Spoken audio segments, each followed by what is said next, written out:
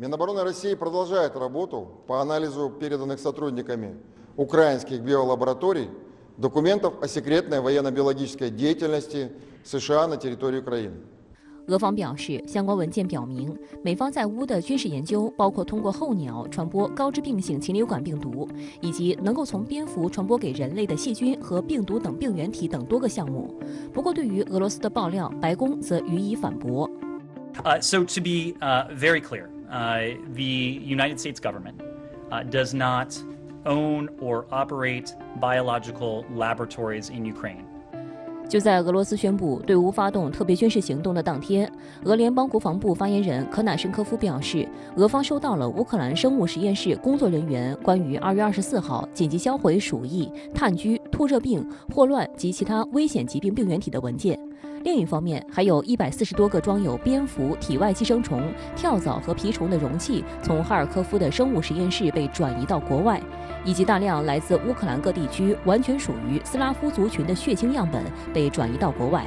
Российскими специалистами войск радиационной, химической и биологической защиты изучены документы о передаче по указанию представителей США, взятых на Украине человеческих биоматериалов, в иностранные государства.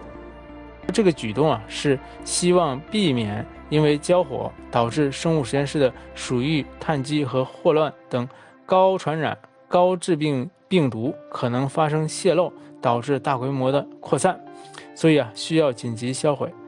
另一方面呢，这些相关研究资料或者是成果被俄军缴获，当然可能会被俄方发现一些美方不愿意公开的秘密。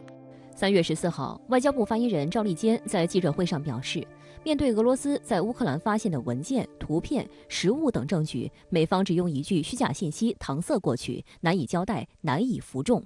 美方一贯标榜所谓公开透明，如果美方称这是虚假信息，那为什么不公布详细资料，自证清白？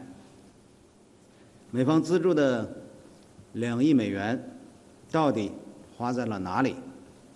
美方对哪些病原体进行了什么研究？美国驻乌克兰使馆在其网站上删除了所有相关文件，他们是想要隐瞒什么？美方为什么20年来独家反对建立禁止生物武器公约多边核查机制？美方如果想证明清白，为什么不开放这些生物实验室供国际专家？Приоритетом изучения бактериальных и вирусных патогенов, способных передаваться от летучих мышей человеку, возбудителей чумы, лептоспироза, бруцеллеза, а также коронавирусов и филовирусов. 最近的一个热点是，俄军在乌克兰发现了令人震惊的紧急事件。乌克兰领土上存在着生物实验室网络，相关研究呢是由美国资助的。那么这样的发现会有着什么样的重大影响或者重大意义吗？沈先生，这件事情，其实对于俄罗斯来说是属于对美国实施的大规模信息战的一种有效的反击。第二个牵扯到一个很具体的问题，就是美国对生物武器公约的这个态度。没有签，不认真履行条约义务，用一种不负责任的方式，在全球范围，现在美国人死咬这些实验室不是美国的生物武器实验控制室，就是它可能是乌克兰的，尽管是美国资助的，但不管它可能是乌克兰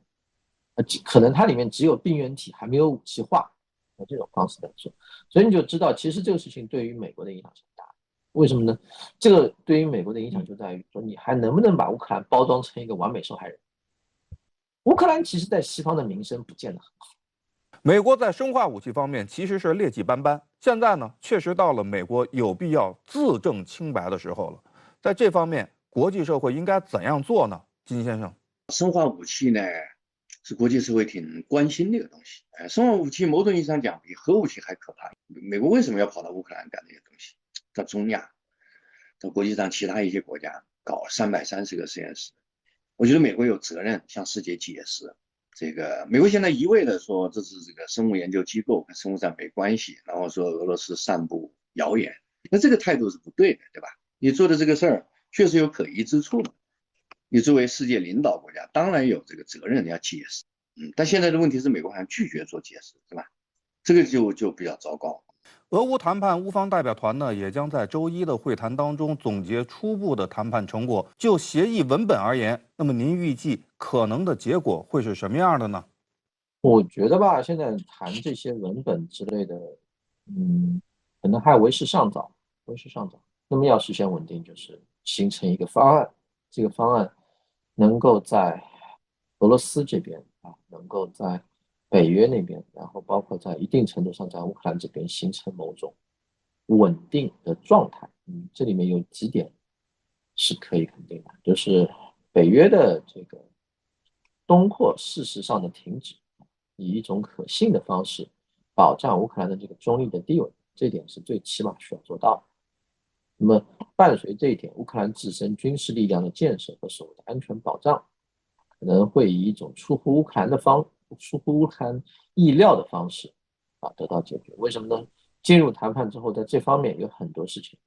真正说话算数的已经不是乌克兰了，主要就是